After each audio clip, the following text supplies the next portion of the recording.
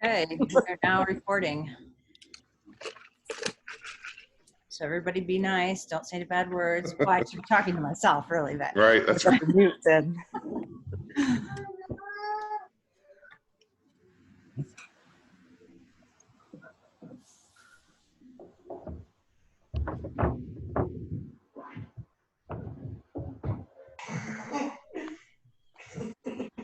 Jamie, I don't hear you or see you.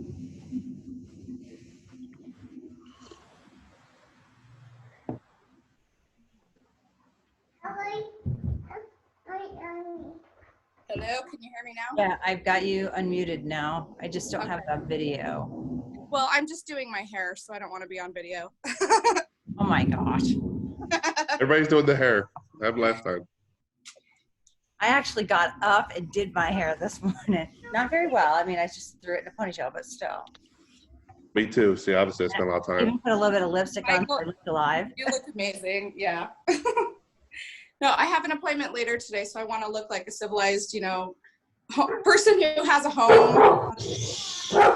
Oh, sorry. I'll mute.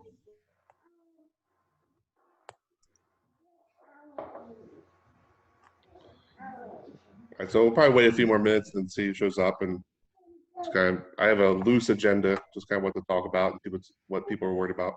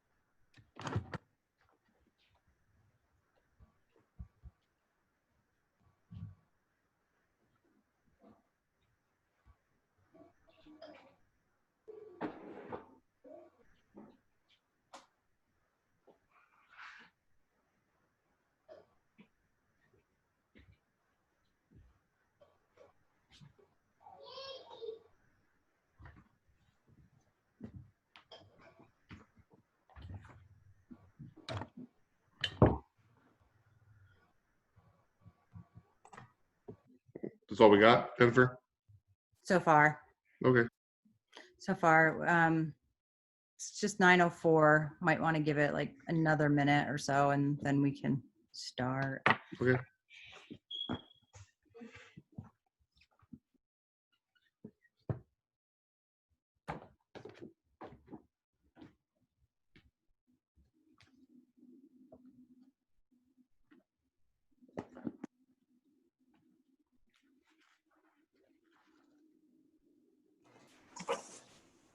Mr. Braun, you could go ahead and entertain us with a song while we wait. Nobody wants that. That's not entertaining at all. Let people start dropping off. Click.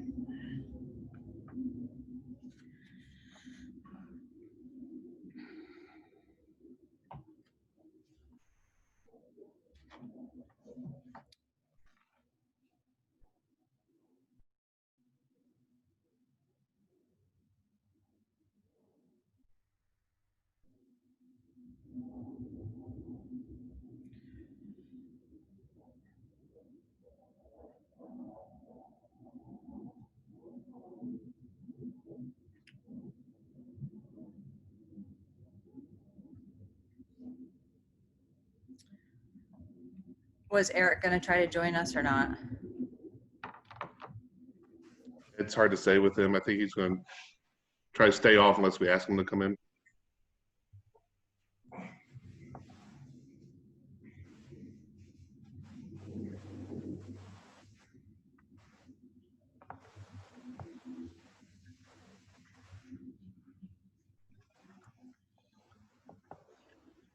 All right, so we'll just go ahead and get started.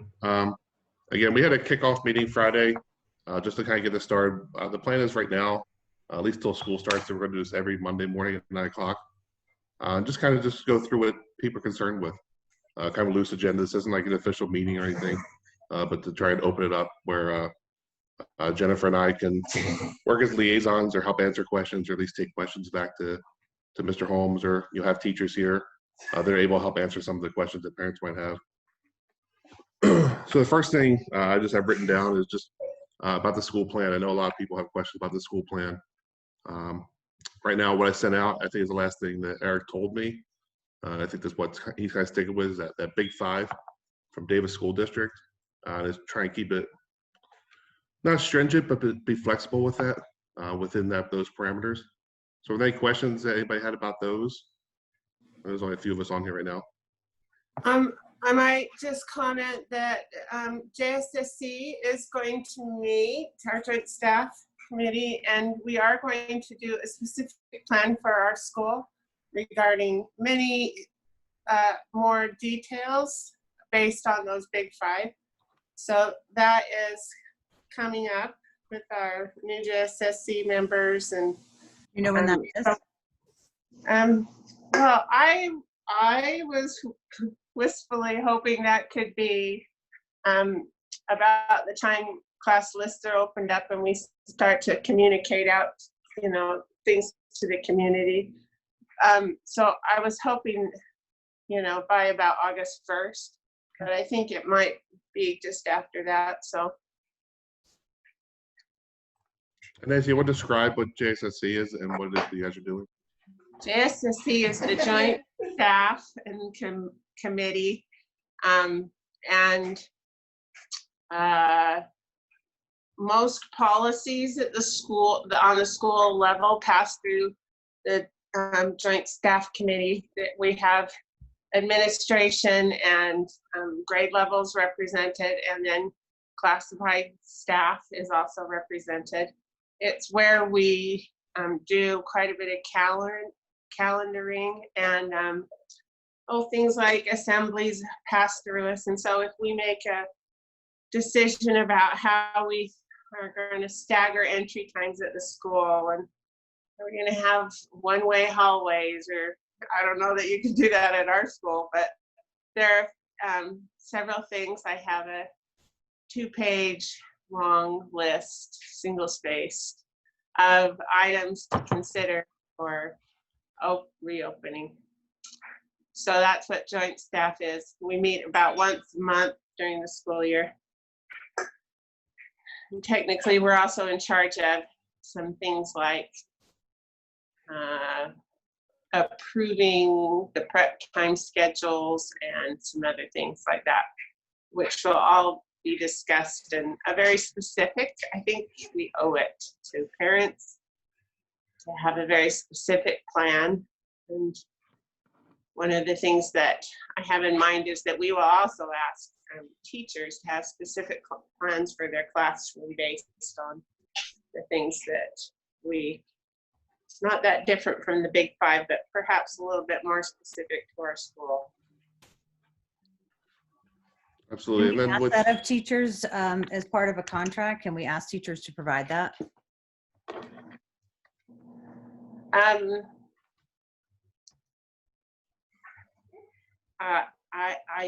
don't know that as part of a contract we can ask teachers to provide that. Right. I think contractually, just like we provide a disclosure document for the things that we're going to cover, I think it's appropriate. Okay. And so maybe that could be part of our disclosures this year, is what our plan is. I think so. I So think that and then we have to do some decisions about how back to school night will run. Maybe we will have, pre-recorded messages from teachers and some things like that. So, or, we can have individual Zoom meetings, but Yeah, obviously, something like to change. Eric had talked to Jennifer and I, and Emily Meldrum and I earlier last month. But the temporary plan was, at least from him, and subject to change, was that some of the things like he might say or I might say might be pre-recorded, but then you Right. guys might have an individual teacher meeting staggered for different parents, where you just a Zoom call with everybody kind of muted, so you just give them your plan for the year, which would probably include what your COVID or response plans are or something like that. Because the school's got one plan, and each teacher will probably have a different plan based on their level of risk as well. So I know your level of risk, Nancy, is probably different than Jamie's, which is probably different than Jennifer's. It's pretty high. And I think it possible that perhaps we should have a recorded message from teachers as well. And then we have a live Zoom meetings where parents can ask questions, rather than just a presentation, the teacher presenting things. Just a thought I had, just because we could, then that part of it is presented or controlled. I don't know what I mean by controlled, but we'll have to have some discussion about it. You can pre-record the normal stuff, like the walk around the classroom, and this is where this is where that is, and then you'll have an open Q&A or something. Absolutely.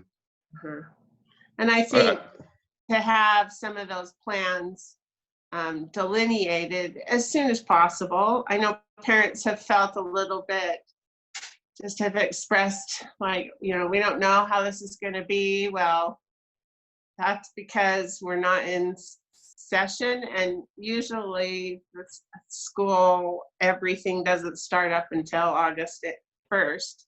And so I know they're anxious, and it's one of the reasons that although we don't usually meet for JSSC and have some of those decisions made until maybe the week before August, I think the sooner that we can do that, the better.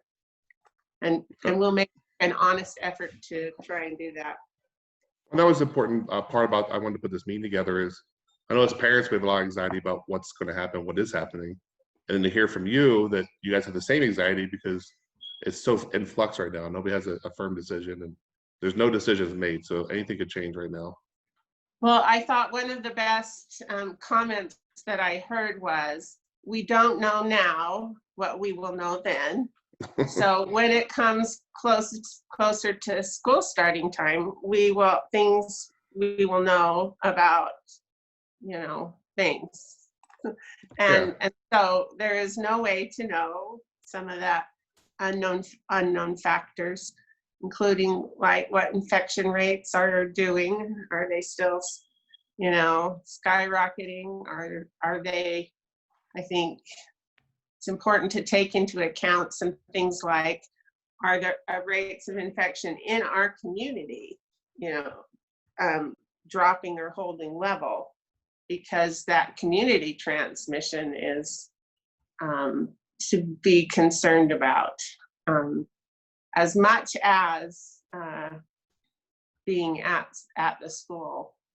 So anyway, I think that now that July is ending, it's when teachers' brains sort of turn back on. You reboot your start school computer, and that's true of office staffs, of they're just finishing up loading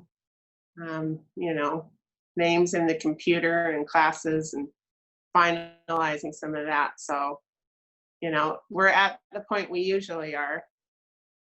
So do we know when the class lists are coming out? Because I know that Eric said he was going to try to prioritize it earlier than last year and try to make it soon. I don't know if we have a definite time yet. well, one of the difficult things about sending out class lists too early is that they have to change.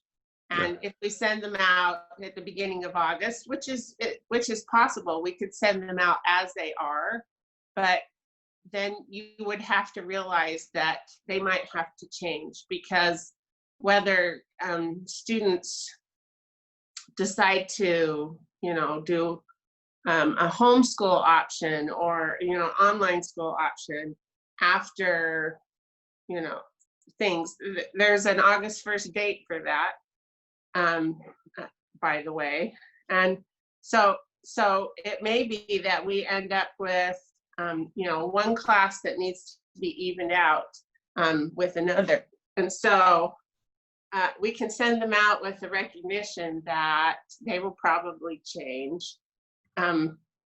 It's always, as a teacher, when you go through and you put everybody's names on crayons and then it all changes. Even the week before school, we actually had 15 students register for school in the 2 weeks before school started last year. And that's quite a few. So, things change. So, but the names are in there and they are assigned to classes. They have to do some fine tuning and contacting some people that they might not have paperwork for, etc.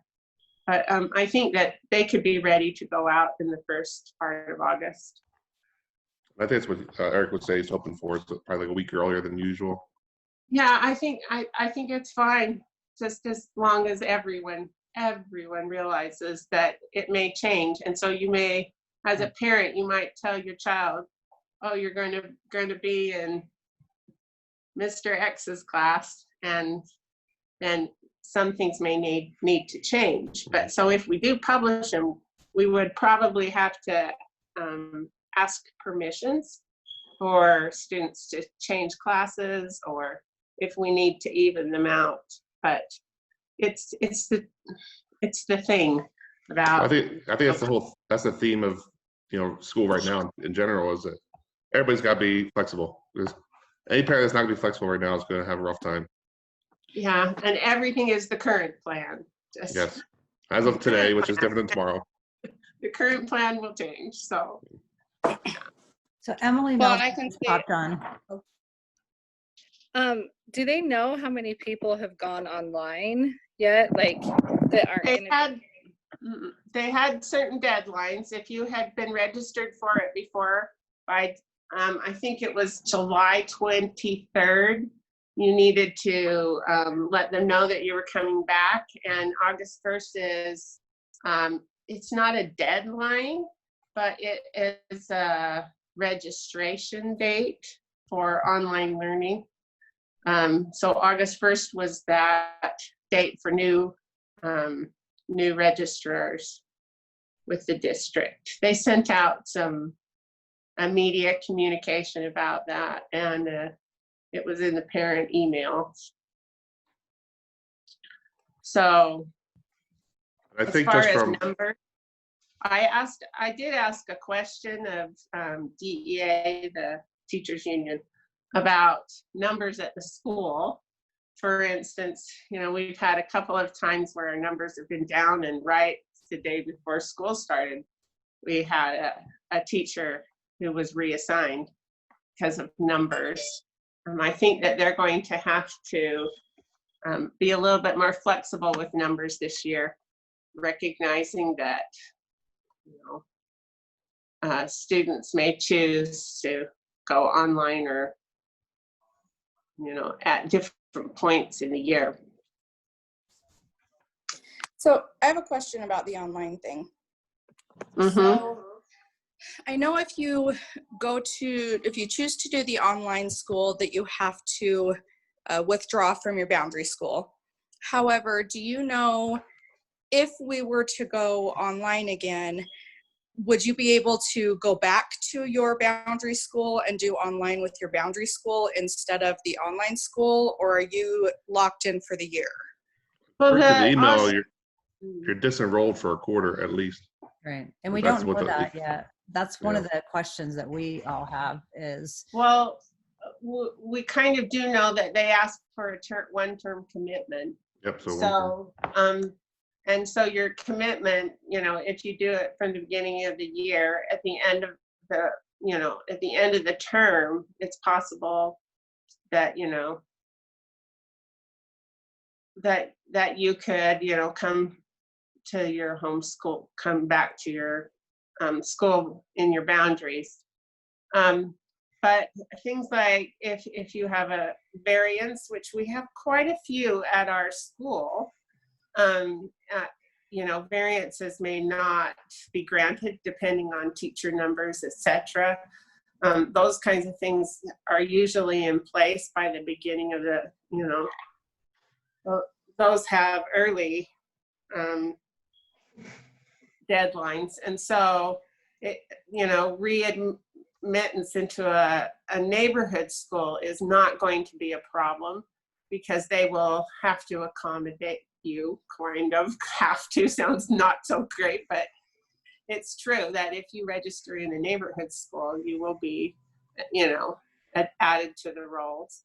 I think that this school district's going to have to be flexible about numbers and realizing that it may go back and forth a bit this year. Yeah, one of the things that we put out there, Jamie, was, or at least Emily Meldrum and I asked Mr. Holmes, is for those parents that have children in the spectrum. If you disenroll for a term, or you disenroll from the program, and then maybe you can't get back in, that's a possibility that they haven't answered yet. I actually received communication from the is it Sharon Save? I think. Yes. Is that something that you're interested in hearing about, Jamie? Yeah, anything that you have information about, Emily? absolutely. Well, yeah. So I have a 4th grade. Well, she's going to be in 5th grade in the Spectrum program. We are also, this is our neighborhood school. So even if she wasn't in Spectrum, we would be at Centerville. But anyway, but I had asked that question, would she lose her spot if I unenrolled her at the neighborhood school at Centerville and did the online? And they said, as long as your child is enrolled in one of the online options, you will not lose your spot in Spectrum. So if I was to take her completely out of the district and say, nope, I'm not doing either of the online options, I'm just doing homeschool, she would lose her spot in Spectrum. That's good to hear. Yeah. They said that not only would they hold your spot in Spectrum, but they would also hold it at the school where you would be going. So, and they also said that you could communicate with your child's teacher. And so, but I don't know, but I don't think I'm going to be getting curriculum necessarily from Mrs. Camacho. I think I can, utilize her potentially as like a resource. And yeah, kind of the same thing with we ask that you commit to a term, but you're welcome to come back at any point when you feel comfortable. So Emily, can you explain, just give us kind of an overview of what the two online options are? Yeah, so just from the email that I've received, the same as everyone else, it feels like, from what I have understood, that the first option is that you have the option to enroll in online education where you have a lot of communication with a teacher. And to me, it seemed like that option had, potentially a little more screen time than the other, just because it sounded like that one was much more, teacher student engagement and, teacher, like an actual teacher is instructing you, giving you online instruction. So that sounded like that was the first option. And then the second option was more of like a parent-led homeschool option, but you still have the resources of the district. And you do still have a teacher, it sounds like. You just aren't, working with them as closely or as directly as you may be with the first option. Yes, there is a completely online option. They call it a completely online option, where all of your schoolwork, et cetera, is just done online. And they do have a teacher who checks in with you about once a month. And so, okay. but you submit assignments, et cetera, that a teacher grades. However, and you can have access to the teacher if you need it. But it's like going to online school. And the second option is a classroom. You're assigned to a teacher, and that teacher can have live face-to-face meetings. It can be synchronous, meaning everybody gets on at 10 a.m. and you do lessons.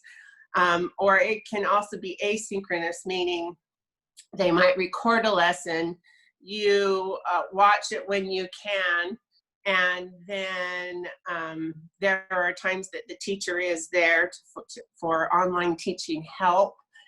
And so that option is a little bit more like what we did distance learning, although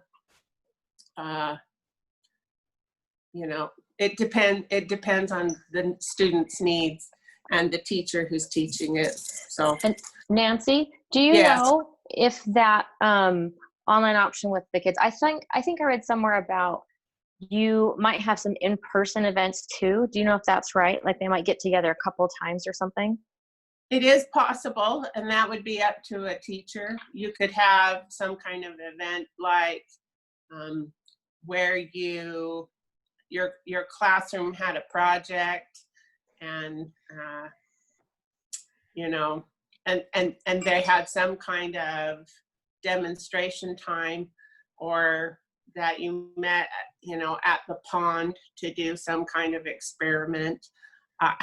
I'm just pulling those examples out of the air, but there is a possibility for some kind of face-to-face interaction, as long as it met some of the social distancing requirements and that it didn't exceed, numbers of people. And so that is a possibility too. You would be assigned to a classroom in that option, and you would have a teacher with students. And because I think they don't quite know about the numbers of students that are enrolled, I don't know how many students will be in each classroom yet. But as August 1st, when they've put not a deadline, but they've put a date for parents to, please register for online school by, then they will know more about teachers they need to place in that situation. And it's possible that some teachers with risk factors that might not be able to teach in a regular classroom will be asked to do online learning. So those are some of the things that I know about it. There was Nancy. that's right. The district put out a video this, I think a week or so ago. I know I posted to Facebook, so I had a lot of really great information. Matter of fact, I didn't know that it's been around for, I think, 25 years. Yeah, So it's been it's online around. school. It's established. There's a principal. I mean, there's a whole thing. It's not new just because of this, which I think helps alleviate some anxiety. But there's a really great video if you want to check it, just to follow up on some of that information. But the same as our school, it's going to have to be flexible.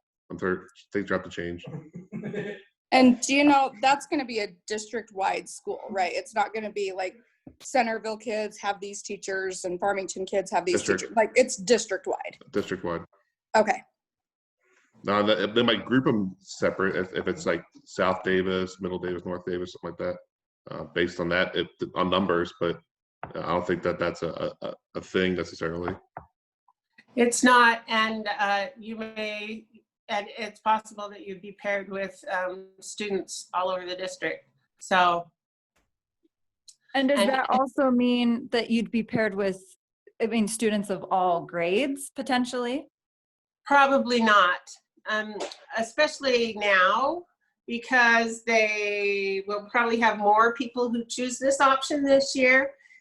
In the past, it has been sometimes mixed grades because of, you know, the numbers of people who have taken advantage of it, and which is, you know, good for working at your student level. But I doubt it will be that case now. And then some of the concerns I know that we still have about the online school that we're waiting for answers. Maybe somebody has heard something. Is one about funding. I know that that's always concerned that if we disenroll so many kids from the school, those numbers go into next year's enrollment and we lose funding. And I think a lot of principals and administrators are scrambling right now. And They then the will other be thing less. is, the other thing as parents is, say you want to send your kids there, but you don't have the technology resources. You know, how's the district going to support you with, you know, Wi-Fi or computers or something like that if this is a concern you have? So I think those are questions that still maybe aren't.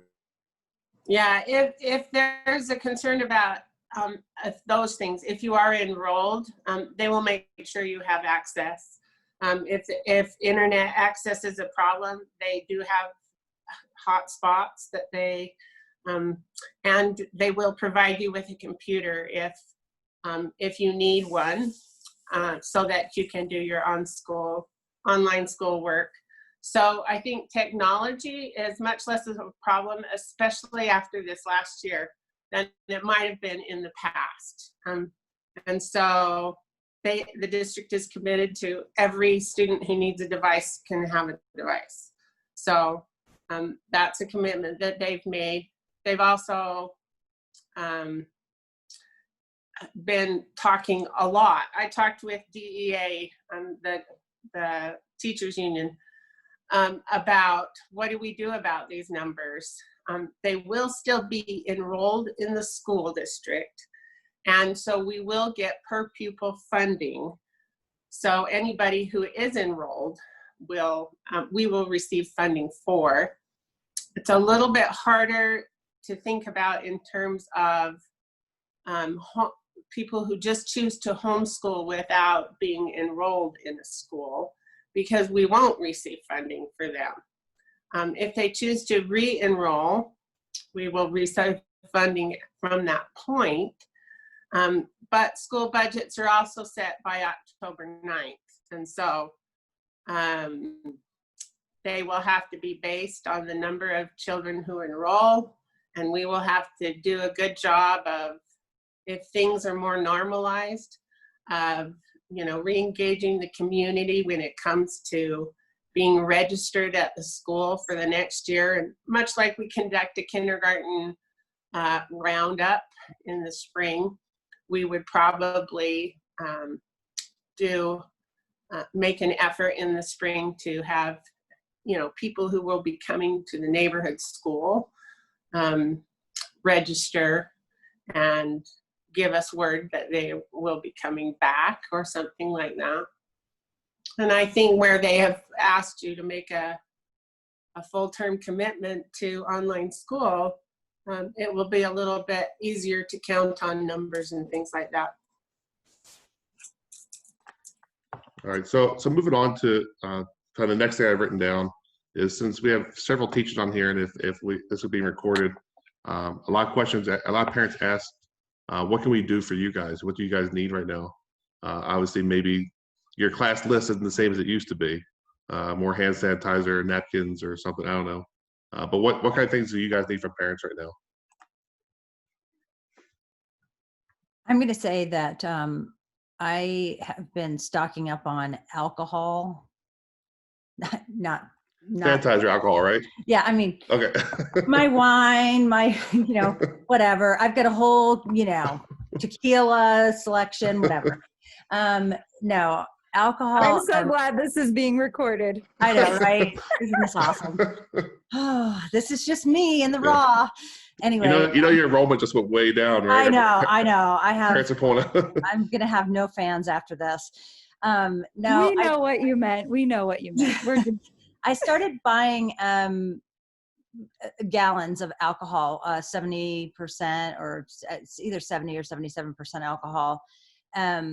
So I started doing that, but now I've got to buy I want to buy small spray bottles so that I have them hanging. So my idea, which came from Amber, was to, and I think I told you this, Mike, was to put a pegboard up, have it numbered so that the kids each have a lanyard attached to their mask, put their dirty masks in a bucket, and then also have buy a box of rags from Home Depot or Lowe's or whatever, and have a dirty rag box so that the kids can spray their desk with alcohol. Because every time I try to get on Amazon to buy wipes, I'm 5 minutes too late. I just cannot get them. So it's, I think more than anything, it's going to be what our routine is going to be about, cleaning and keeping our room sanitized, making sure that our kids have what they need to be sanitized. And also one of the biggest things that I think we all need to address is the emotional aspect of this with kids. There's a lot of trauma that's happened from March 13th on, and I think it needs to be addressed within the first couple of weeks of school. I don't think that you can really have any teaching going on until you address their emotional state, making sure that they're okay, having one-on-one conversations with them, building relationships is the big thing. And however PTA can help teachers do that with mini lessons or whatever else, I think that's going to be, it's just going to be huge. And it's just I have a really strong feeling about the emotional part of these kids and making sure that they're okay, because I think we were all traumatized personally. Even parents, teachers alike. And so if I was traumatized, I can't imagine what these kids have been going through. The isolation alone has been really difficult on a lot of kids. What about you, Nancy? What kind of things do you need from parents to start the year? I think, well, there are lists on the school website in the parent section. I think that a lot of the needs are the same. I asked for tissues, and wipes will be an issue, but perhaps paper towels instead of wipes if we can't do wipes. And know that the school district has approved sanitizers that work, and that the rooms will be used in the rooms. I do have concern about the amount of sanitizer that may flow, just because. But I think, once again, teachers we're going to ask teachers to outline plans for their classroom. As I said, I have, quite a long plan. And a lot of the procedures were in place before to clean. I think, honestly, I will tell you the truth. As I watched our custodian, Dawn, change the air filters in the school, I thought to myself, when have the air filters ever been changed in the units in our rooms? And so I think in some ways it will be as clean or cleaner. So as far as what we need, I mostly need parents to convey a sense of hopefulness and excitement about school, because I think children worry about it all less than we do, and we create an environment around them that makes them feel like they should be nervous. And I think that we will do a great job of teaching them procedures, and we will have resources available to us. Sanitizers that are approved for use with children. I think that anything that parents donate, we will be thrilled for. Like I said, I think we will use a lot of paper towels this year, and we will have some water where we put the sanitizer and use paper towels instead of wipes because they're just not available. And so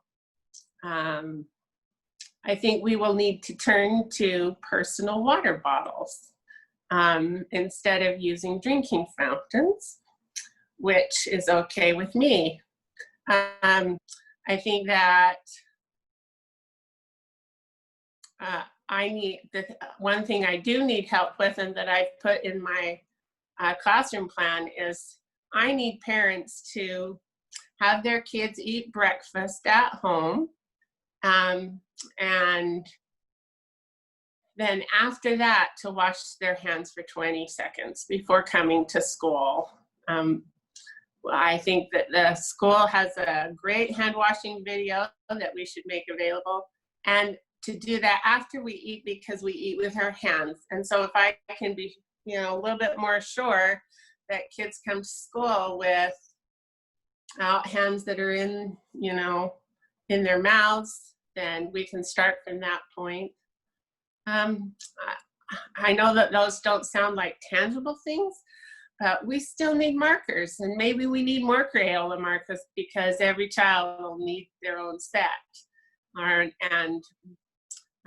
But we still have supplies, and we still have individual ways to keep those, and each classroom will outline routines. And I think that as teachers can, make that known, then, and as we think through those things, we can post them to the website, and we can let, students know. How about you, Emily Baker? What's fourth grade need? I don't think I'm the right person to ask. Well, you're here, so what do you got? I think what everyone said is probably the right answer. I think we are all in the same boat. We're all just trying to navigate this the best we can. We're all trying to figure out what this is going to look like and how we can make it the best as possible. I think for me personally, the biggest resounding thing is we want your kids to want to be there. Like that's our biggest thing. Like kids, like emotional well-being, if that's not okay, they're not learning anything while they're there. So that's the thing you can do. If you're excited for them to be there, if you feel comfortable that you're sending them, if you're good sending them out the door, we can make the rest work. We'll be okay. But I mean, I have 4 kids. I understand where you're coming from. Just do your best, right? Like that's where we're all at. Just do your best, do your research, and that's it, right? I'm not the right person to ask. I'm sorry. That's okay. Thank you. Sounds like you were. How about you, Jamie? It'd be great if parents could practice with their kids wearing some kind of face covering for extended periods of time. Perhaps they can think about how building up resilience and, just like you would before you ran a marathon or something. So, to have your kids and find them that are comfortable. The school has some that we will provide, but if you can find one that your child will wear, that's the most important thing. And, I think yeah, as a parent, we talked about this a little bit on Friday. I think it's interesting time as parents for back to school shopping. So now instead of regular clothes and backpacks, it's like face masks. Mm-hmm. So like going on trying to find ones that kids will wear, and they're interesting. And as of right now, there's no policy what you can't wear until somebody wears the wrong one. Then all of a sudden we have standards what we can't wear to school. Well, and I think that a lot of, some parents are looking at even options between a mask or a face shield. And that would be, either one of them. The pediatric Center for Disease Control has said that either one is an option, that it doesn't need to be both. But that, either one would be great because it's face protection that we're looking for. Yeah, I definitely think, I mean, I agree with you. The one thing I was going to say as far as parents is probably start that practicing now, get your kids used to wearing it a little bit of time. And I know from your perspective, Nancy, substituting that couple times for Mrs. Yo, there's not like a dry, non-boogie face in all of kindergarten. So get them to get that mask on. I call them little germ buckets sloshing it around. Well, the interesting thing will be is how much is inside those masks now. You take them out and rinse them off every so often or something. But get used to it. I think it's going to have to be a class by class decision. I think because of my own students' ability to clean something, that mine are going home each day, and I will have some for kids who forget them or don't have them, but they're going home, and I'm going to ask parents to clean them. So. Yeah. So as far as I know, what's that? Oh, I was just going to ask Mrs. Bittner in particular. Did you hear the governor's? I think it was Friday or maybe it was Thursday. He gave that press conference and said that the younger grades didn't have to wear. I mean, I don't want to start a debate or anything like that. I guess I'm just interested in what your thoughts were on that. Well, my thoughts are for not only for my students, but for myself, because I have about 3 other risk factors. And so I can make a decision in my classroom that for the safety of my students and for me, that we will wear masks, we will wear face coverings, and we will wear them all the time. We will not be taking them on and off.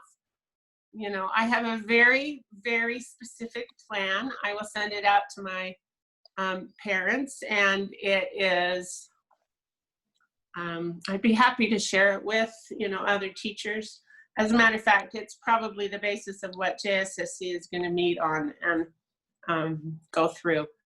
But so for me, wearing masks is a key element of all of this working, and just face coverings in general.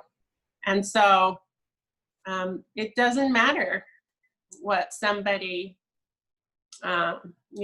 decides, that you can take them off if you're 6 feet apart. But my personal feeling on it is there's no way in the course of any given day that you can ensure 6 feet distance between students for 5 minutes, let alone, an extended period of time. And so we're just going to wear them. And kindergarten's a little bit different because it's a shorter period of time. I'm going to request that my kids even wear them at recess. I know maybe that sounds a little bit hard, but it's the public transmission. And I really feel strongly about the fact that we need to have a community effort to reduce the rate of transmission, because it's reducing the rate of transmission that will make reopening schools possible. And do you think teaching parents, sorry, Emily, do you think teaching parents, or maybe not teaching, but telling parents to help teach their kids that we're not wearing these masks for any sort of reason other than that we're kind of working together? Like, this is a group effort. We've all got to do our part, like making it kind of this, like you said, a community thing. Like, we all have to do this together. It's not to make a statement. It's not to say I don't like you or you're weird or any of those weird things that might come through when we like wear masks or don't wear masks, but just to kind of put out like a, hey, this is the way that things kind of get back to normal, this is the way we help each other, we show each other, we respect each other, that we want to keep you safe and we want to keep our teachers safe. I mean, is that something we can, I guess, work toward or help out with or put out there? Well, I think just like we say, hey, look, we're having a book fair, or we say, let's earn some money for technology in our school, and we come together and we can make significant difference. And I think that our positive attitude completely makes all of this possible. And, you know, rewarding kids for wearing them during the day, class dojo points for it, or, you know, parents reinforcing how excited they are. I took my grandkids to the grocery store the other day, and we went to the pharmacy, and my grandkids had their masks on, and the pharmacist said, look at you two doing what you should and keeping those masks on. And they were so excited. And my grandson said, do I get a sucker? And I just thought, yes, you know, it's the kind of positivity that I think can make all the difference in the world about this. And kids are super resilient, and they will do what, you know, routines we put in place and what we view as positive. And I think that it's actually a positive thing that we could wear them and it will improve safety at school. So I agree. And you know, I would say that I think with the amount of information, disinformation, media, politics, all the stuff, you know, in this, is that if there are, like you said, Emily, if there are a few students that maybe need this or really believe in it, or teachers really believe in it, then we all do it for them. You know, whether or not we believe masks work, don't work, you know, if somebody does believe it and they want to wear it, they need to wear it, then we all wear it, and we just do our best. I think it will also be important that we communicate the fact that there may be some special needs students who are unable to. And there may be, you know, other things that we can provide for them, like a face shield or some things like that. But to be aware that if a child can't, because of just any kind of, you know, special need, that it's part of the reason the rest of us are wearing masks. So, you know, to be careful about that, and have parents communicate some things about that to teachers, and, you know, create a safe space for that. And I know I talked about this last week, and it was something that we talked about with Mr. Holmes. Is I think there's going to be an interesting time for us where masks may become the new form of bullying, where a kid's not wearing a mask, and other kids gang up on them for not wearing it, or their parents at home feel a certain way, and they come in and, you know, they vocalize what their parents feel because they said something. So I think it's proven on us to really, you know, push that narrative forward that, you know, you have to do what the school says, and if a kid can't wear it for special needs or something, that's okay. They'll find a way to work around that. Or with masks being worn, you know, one of us may spend a lot of money to buy a nice mask for our kid, and another kid has a cut up T-shirt. That's the best they can do right now. You know, and that has to understand that it doesn't matter what mask you're wearing, we're all doing our part.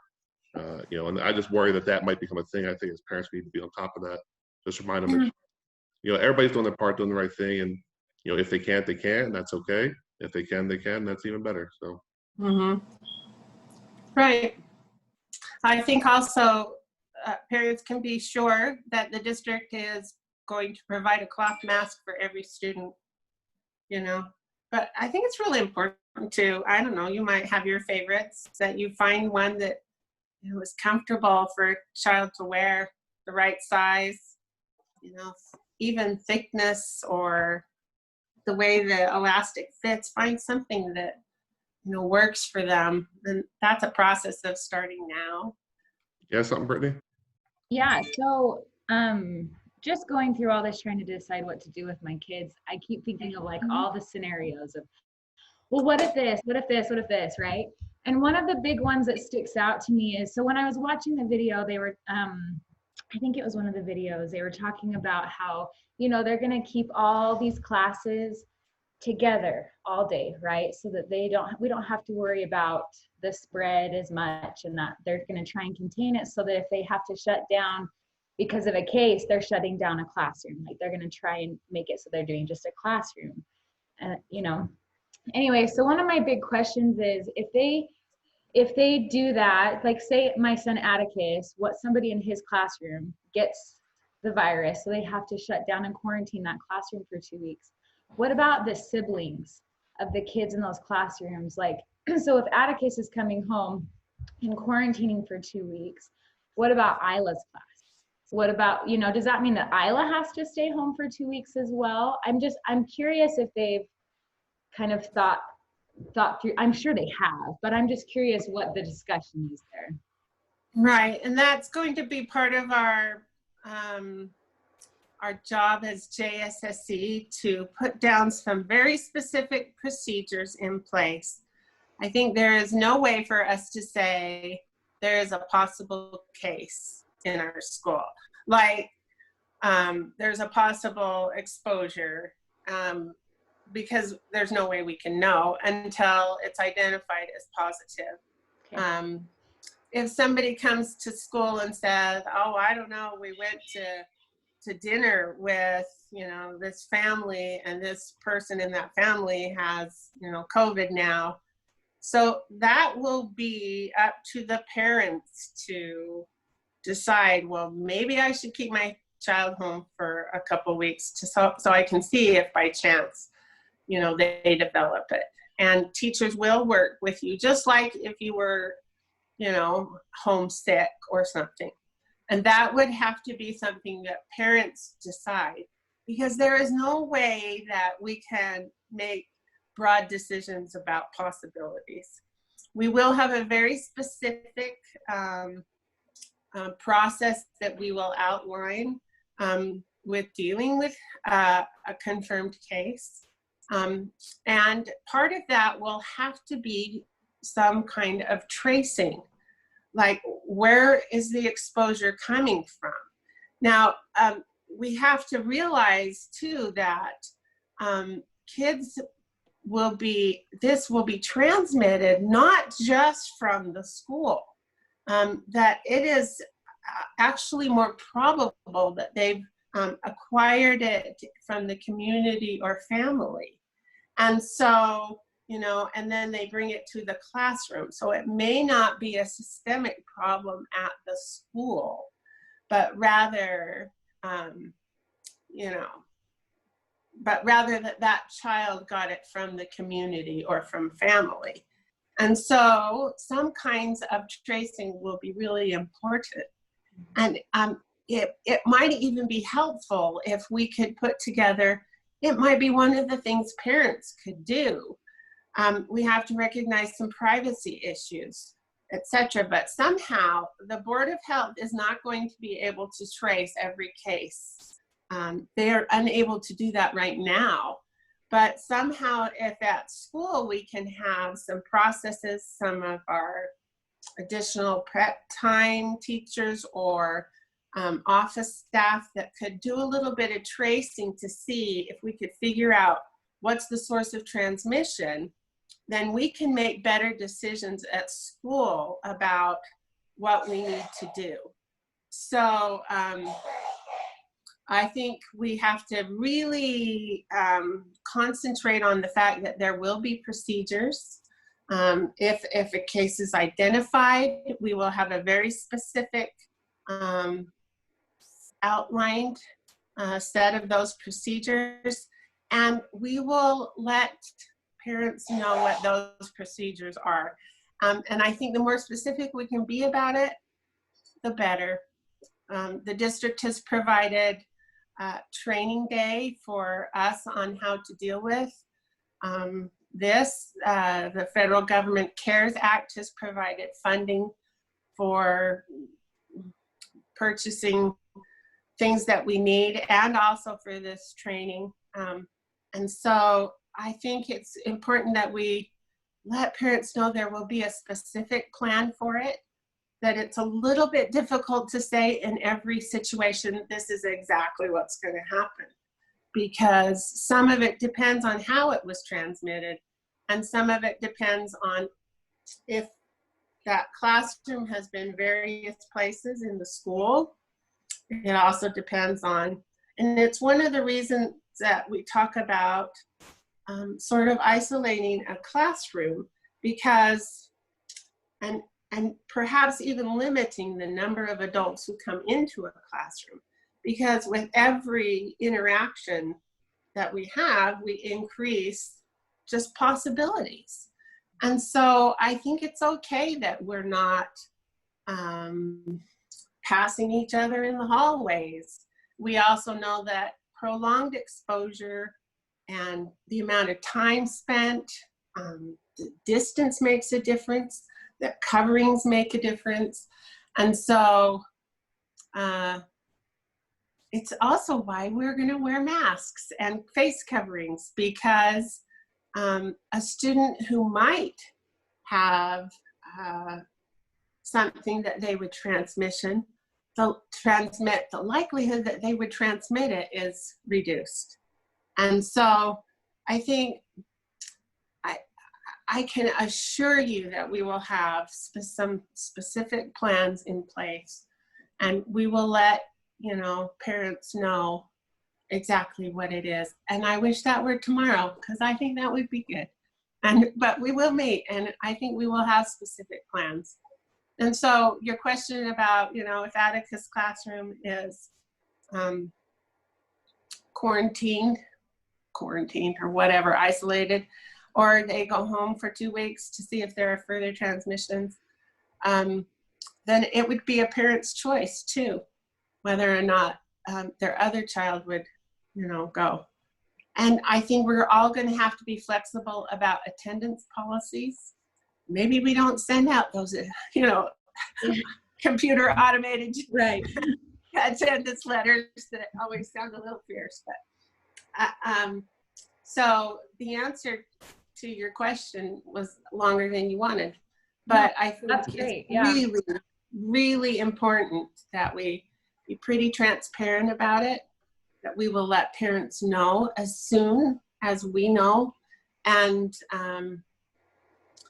I don't know that we can say, oh, there's a possible transmission in our classroom, because we don't know that.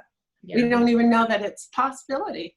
So as soon as we know anything and things are confirmed, we will absolutely, take action, and it might look different depending on, like I said, source of transmission. Let me jump in, because I know this is being recorded and it's going out to, there's probably a lot of parents out there. One of my first questions based on that is going to be, is that there are a lot of privacy concerns and there's HIPAA and stuff. So you may not know if a kid who the kid is in your class, and probably won't ever know, other than that a class has been subjected.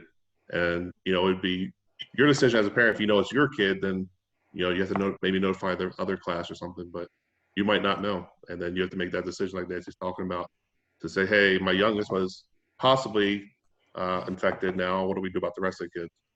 Well, I think Michael, what you're saying is true. And we have to understand the chain of command too. It's going to be the CDC, then the district, then our principal, then the teacher, and then the parents. So we're going to go based on what our district basically, or what Eric is going to be county health department. Yeah, it's coming from the health department. It's not something that we can, if a kid comes in and says, oh yeah, we've been exposed, I mean, we can't do anything about that. We can report it, but we can't, we can't dismiss our whole class just because a kid comes in and says that. So it is going to have to come down from all the chain of command. And kids aren't always the source of truth on things. Really?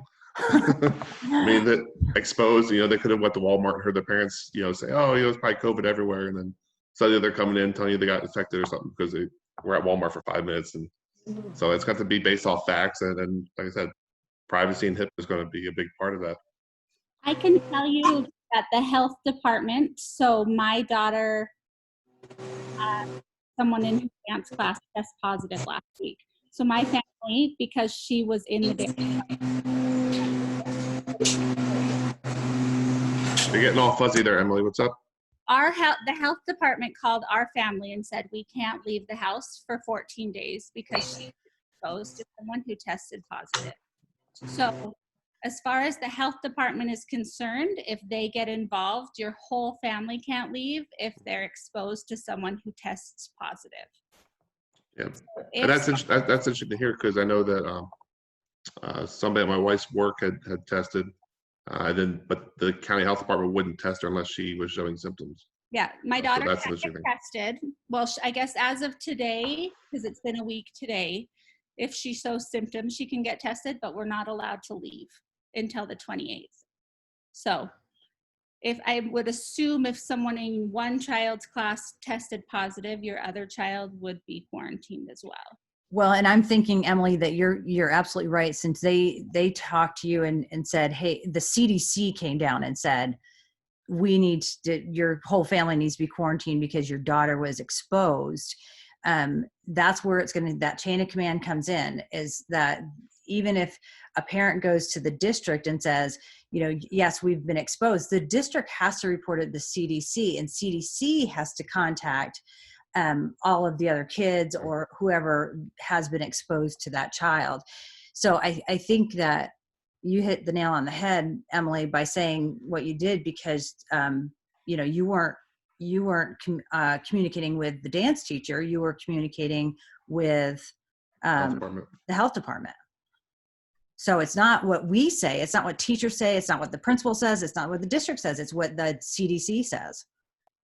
Right, they called me directly. It wasn't, I mean, the dance studio contacted me, obviously, but the health department contacted us directly and said we can't leave. So I would assume it would be the same, because they have to follow these rules to open their doors, that it would be the same for schools. But obviously I'm assuming, so we don't know where that gets you. And I'm sure that the schools, Eric, just like lice or something like that, you might get a notice that says, hey, the second grade's been quarantined or something like that, or sent home, just let you know as parents that class is not attending for 2 weeks or something. So you may not know it affects you, but just as a notice. And with the new policies about lice, the new policy is that you can't tell anybody. You can't even tell the teacher if a child has lice. You can't send a note home to the parents of the students that are in the same classroom with a child with lice. You just can't do it. And so it's just all about, their privacy. So I would say that it's definitely not going to be teachers talking about it. That just protects you guys too, for liability reasons. Absolutely. You don't want something to come back on you. And so I know it's a big concern about parents' privacy and all that. So just reaffirm that privacy is a big issue, and that's going to be considered and handled in all this. So it's been an hour. Anybody just kind of wrap it up? Kind of last comments, remarks. Anybody have last comments or remarks that they want to bring up or talk about? I have a question. Do they know if they're going to do PE and extracurricular stuff like that? So, answer Jen for me, I know that they're going to do some form of PE, but a lot of extracurricular stuff's already been cut. So I know like board game club and Legos and the play and all that is so far cut currently, especially with the play and the amount of time you would need to dedicate before that. Some of the stuff can be reevaluated later, like an after-school program or club, Lego Mindstorms or a board game club later in the year. But as of right now, Eric said that everything's cut. If you can't make sure you can socially distance. If we had a club that was a 6 foot away club and everybody still away from each other, then sure. Okay, but they're still going to do like STEM and PE and computers. So we will determine some of the ways that will happen. Possible that students themselves won't be, for instance, all going into the computer lab, but that perhaps a computer teacher will be going into a classroom. That does limit amounts of exposure, and then they would be, anytime adults enter or exit the classrooms, that they would be required to sanitize as well. Materials that they would use would be better off in a classroom setting. So it's possible that they won't be going to, and that it will be based on a classroom, something like PAE, maybe conducted outdoors for a while. And some, things that are and sanitize before and after is an important part of all of that. So we will meet and make some specific decisions about things like that. Yeah, I know computers specifically, Eric could talk to us about just, having that teacher probably go to the classrooms and do something in the classroom. Maybe the same with, Jamie was on here, but she's off. Maybe something like that as well. We're not sharing spaces where you go to their space and keep them where they are. And they have all their own equipment and crayons and tools, just to limit that. So that's something I know that has been talked about. Okay, and one more question really fast. Are they still considering like it early out, shortened days, or is it it's full start, full length school? For the first week or altogether? Just all together. I haven't heard anything different except for staggered release, where each class have a different time to be released to try and limit the amount of people in the hallways, where maybe each hallway has one class at a time or something like that. So as parents, that's gonna be tough to maybe have to wait for your different siblings to get together. And I know on the playground that's concerned too. I think they were talking in the office about the ground duty, trying to keep kids away from each other that aren't siblings. But I haven't heard anything about early release yet. I did hear that when they're outside for release and they're outside for recess, that they are still required to wear their masks. Astrid has a question. She's got her hand raised anyway. Okay, sorry, I couldn't figure out how to unmute it. I'm super smart. Now, I just was wondering if there's like an estimate. I know everything's obviously up in the air, but about how many masks you'd expect the kids to need during the day. Like, are they going to have to change it like right after lunch or after each recess? Or, I mean, obviously if a kid's like picking and wiping the boogers on it, like secretively, like you'll have to change it. Especially Nancy down kindergarten. But I'm just curious if they're thinking like 2, 3, or anything like that. I know that the district's supposed to be giving each student a mask. Sounds like it'll be Centerville specific, or each school will have a specific mask. So it'll be themed to them. But I would say it's probably based on grade of your kids, and maybe Nancy or somebody can speak different. If you know your kids are gonna have boogie faces or sneeze a lot, then maybe you send them with 4 or 5 of them. I think so much of that would be personal preference. I mean, if you think your child won't be able to stand the smell of a mask by the end of the day, maybe have 2 of them in this backpack, or yeah. So I think more than us giving a guideline about the number of masks, it would be, your child, and maybe you could provide for that. And they'll probably develop their favorite ones, and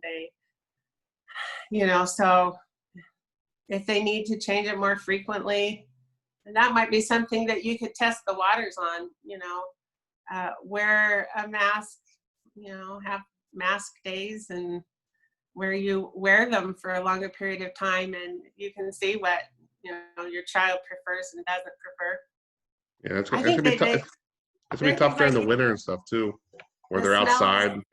Fabrics, or kids their sense of smell and taste is so much stronger than adults, and so even the fabric softener you use when you washed it, or so different things for different kids. And if you wonder, put 3 of them in their backpack. So, and some of it may come down to teachers' preference as well. I know Jennifer said that she was going to buy some extras in the classroom, and or Nancy, where you might say, okay, kindergarten kids, every hour we're going to change our mask or something, based on exposure, if that were a thing, So maybe based on exposure or something like that, that people have to make those decisions in class. So, but I think ultimately, like Jennifer or Nancy says, it's up to your parent, and as your kid if they're a boogie phase or not. Perfect. I just wasn't sure if they were saying like we want them changed twice or anything. So that's awesome. I will just. Not yet.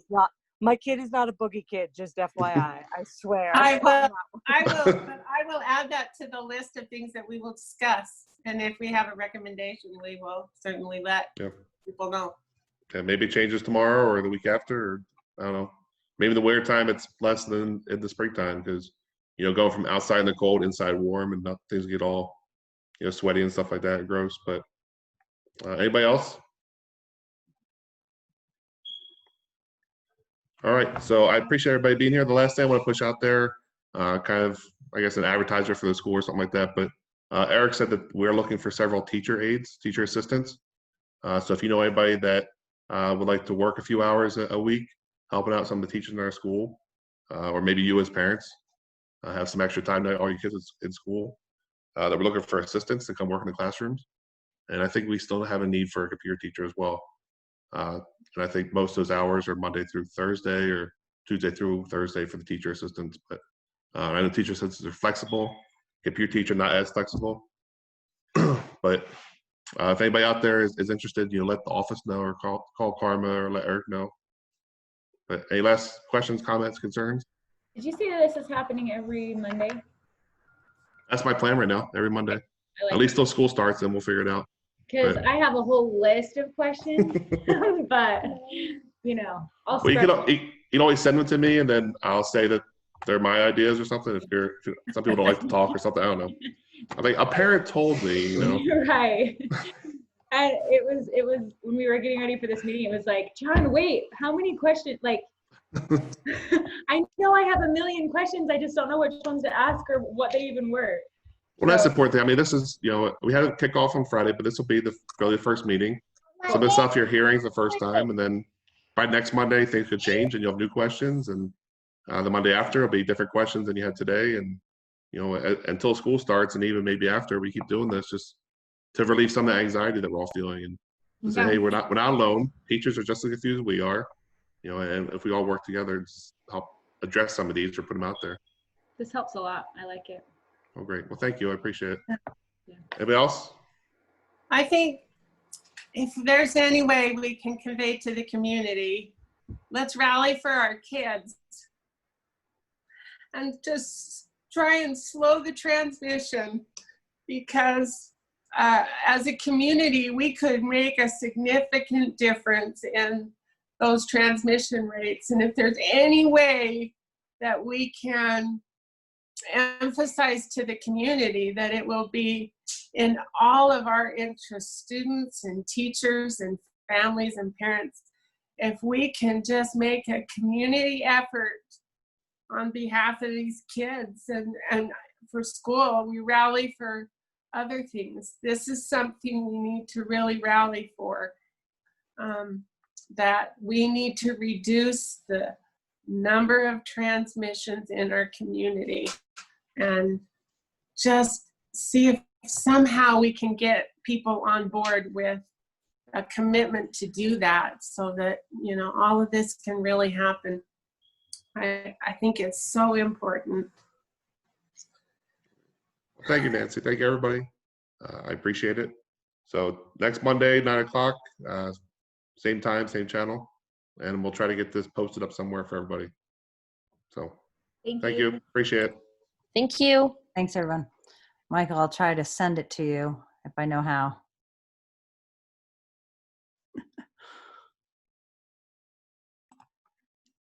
Do we turn off the recording? Yeah, turn it off. Hang on.